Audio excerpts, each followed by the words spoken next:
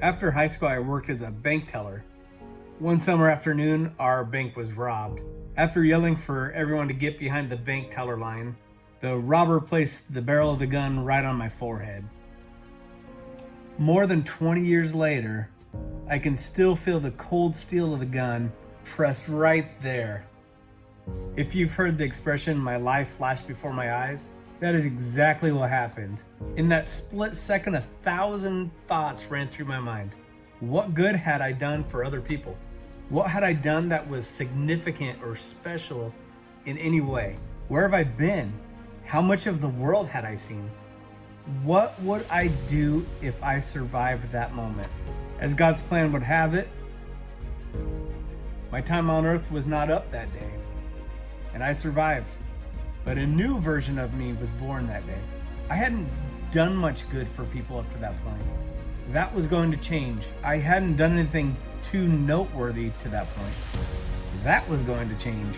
And beyond a family vacation to Branson, Missouri, I hadn't really been too many places outside of Iowa.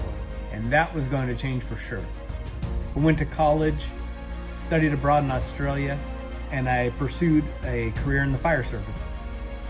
I've experienced some amazing and unique things.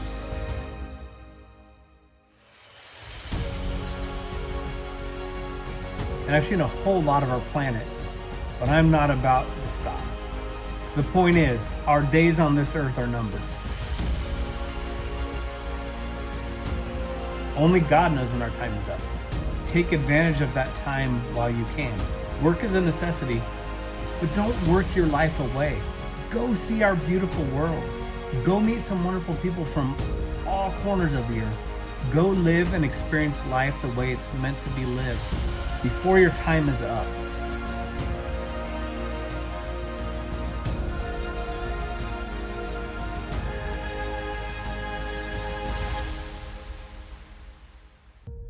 In my full-time job as a firefighter paramedic, I see some pretty graphic things. Shootings, stabbings, overdoses, car wrecks, the list goes on and on. However, the one patient that remains at the forefront of my memory nearly every day wasn't involved in anything like what I just mentioned. This patient had developed a rare muscular disease that caused him to go from a healthy, active husband and father to laying in a bed, unable to move and unable to speak.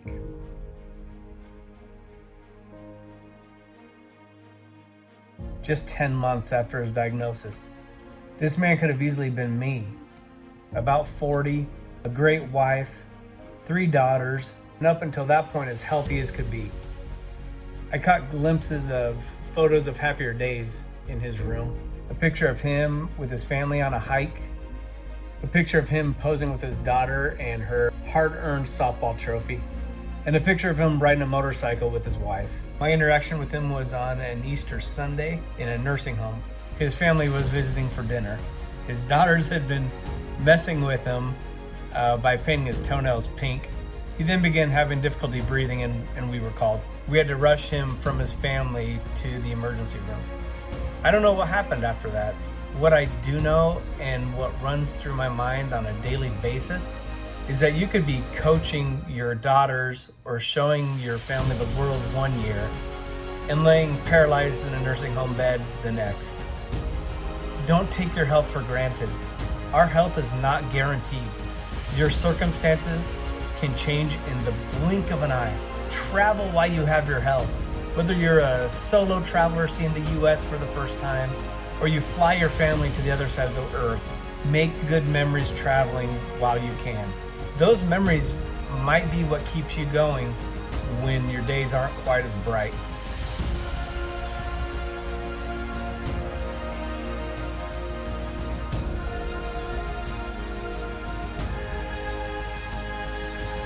I know, before you say anything, I know that there have been a couple world wars that has displayed just how divided our race can be.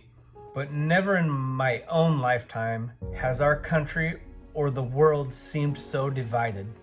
If traveling has taught me just one thing, it's that no matter where we're from, no matter where we live, no matter what language we speak, No matter the pigmentation of our skin, no matter our religion, no matter what our customs are, most people want three things: safety, happiness, and a bright, secure future for their children.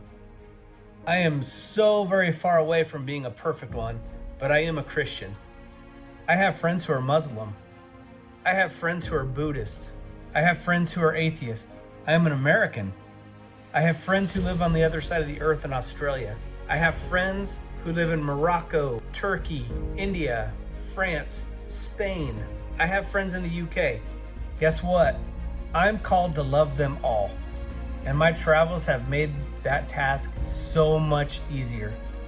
Our relationships are a more accurate representation than what we are shown on TV, social media, because when personal relationships are built, implicit bias begins to deteriorate, and our own relationships, based on facts, can begin to blossom.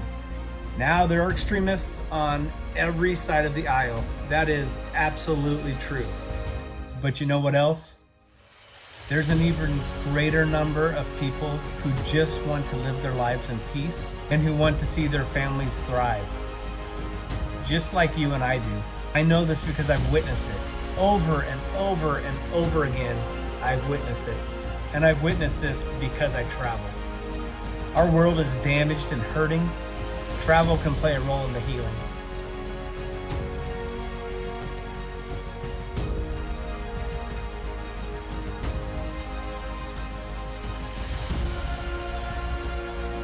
Had my life come to an early end in that stuffy bank on a hot summer day, I would have died with so many dreams. I'm far from ready to calling my life on earth over, but if God were to call my number tomorrow, I would die with so many awesome memories. Memories of love, family, and laughter. Memories of adventure and excitement. Memories of surreal experiences that I still can't believe I had the opportunity to experience. And I know this is gonna sound corny and cheesy, but I don't give a crap. But you know that final scene in Titanic when it shows all the pictures of the adventures Rose had after she survived the disaster? That scene inspires me like crazy. It also reminds me of the lyrics of a song that I really like. When my hands are old and ache, and my memory flickers dim, and my bones don't hold my skin, there's no place I haven't been. I love that. Now it's time for some more real talk. We will all die. That is reality, and there is no escape. Even if we live to ripe old ages, our days are still numbered. The clock is always ticking, and time is more than a worthy adversary. How's it going to be for you? Are you going to die with dreams? Or are you going to die with memories? If this video hit home at all, please subscribe. I would love to share some of my travel experiences with you, and I would love to hear all about yours. Die with memories, not with dreams. Go travel.